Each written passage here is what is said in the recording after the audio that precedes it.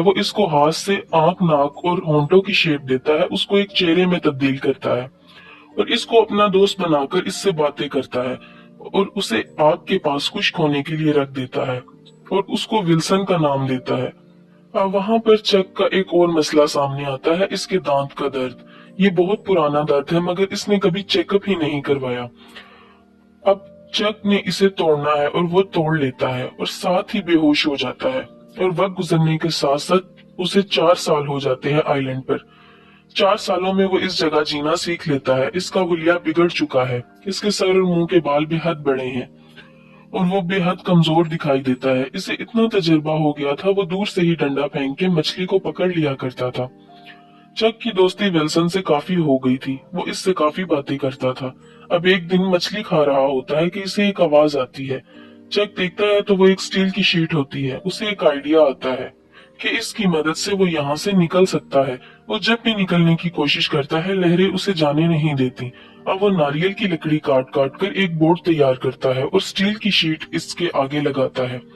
हालांकि बोट तैयार करना आसान नहीं था और वो ये फैसला करता है कि जब हवाएं कम होंगी तो वो निकलने की कोशिश करेगा और शीट को वो बोट के आगे लगाता है ताकि जब वो बोट में बैठे तो शीट की मदद से पानी को धकेल सके और वो आगे जा सके। चक विल्सन को अंदर रखता है और निकल जाता है। रास्ते में बड़ी बड़ी लहरों का मुकाबला भी करता है मगर अभी भी वो समंदर बाकी है। वो नहीं जानता कि जमीन कब आएगी। चक के अंदर एक उम्मीद थी कि शायद अब वो घर पहुंच जाएगा मगर ये सब आसान नहीं था। समंदर में उसे बहुत बुरे हालात देखने को मिलते हैं। खाने का गुजारा तो वो कर लेता है, खाने के लिए मछली और पीने के लिए बारिश का पानी जमा कर लेता है। बारिश का पानी जमा नारियल में करता है, इसने अपने पास रखे होते हैं और बचा कर रखता है ताकि मुश्किल में वो इसके काम आए। और देखते ही देखते चक का बॉल, इसका विल्सन फ्रेंड, पानी में गिर जाता है और जब इसे मालूम होता है वो बहुत दूर जा चुका होता है। अब वो पानी में कूद जाता है और विल्सन को बचाने की पूरी कोशिश करता है मगर वो नाकाम हो जाता है और वापस बोट में आने के बाद वो बेहद रोता है।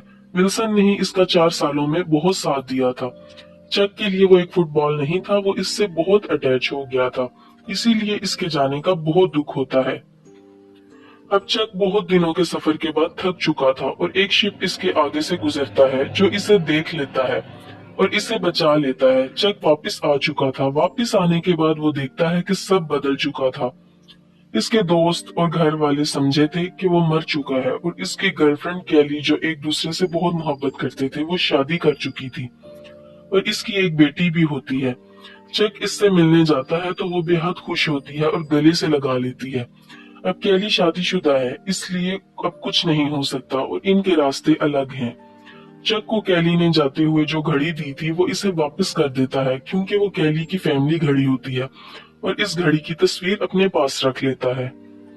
कैली उसे कहती है, तुमने वादा किया था कि तुम जरूर आओगे। चक उसे सॉरी बोलता है और जाने लगता है। कैली अब भी चक से प्यार करती है मगर इसकी अपनी फैमिली है, इसलिए वो नहीं जा सकती। कैली के पास चक की दी हुई एक गाड़ी होती है, वो इसे वापस कर देती है और चक इस गाड़ी को लेकर चला जाता है और कैली इसे देख रही होती है। वो बहुत दुखी होती है, वो चक को बुलाती है और वो भाग पड़ती है। चक भी वापस आ जाता है और गले मिलते हैं। कैली उसे बताती है कि मैं जानती थी कि तुम जिंदा हो और मुझे यकीन था कि तुम वापस जरूर आओगे, मगर सबके फोर्स करने पर मुझे ये सब करना पड़ा, मुझे शादी करनी पड़ी। और वो दोनों एक दूसरे को बताते हैं कि हम अब भी एक दूसरे से मोहब्बत करते हैं। चक कैली को गाड़ी में बिठा लेता है और उसे उसके घर छोड़ आता है। वो कहता है, मैं नहीं चाहता कि तुम्हारा घर खराब हो। अब हम देखते हैं कि चक अपने एक दोस्त के साथ बैठा होता है और इसे बताता है कि मैंने बीच पर खुदकुशी करने की भी कोशिश की थी। मैं फांसी लेने वाला था मगर मुझे कैली का ख्याल आ गया था कि मुझे उसके पास जाना है और आज जब मैं वापस आया हूँ तो इसे खो चुका हूँ। वक्त ने कैली को मजबूर कर दिया कि वो अपना रास्ता चुन ले और इसने शादी कर ली।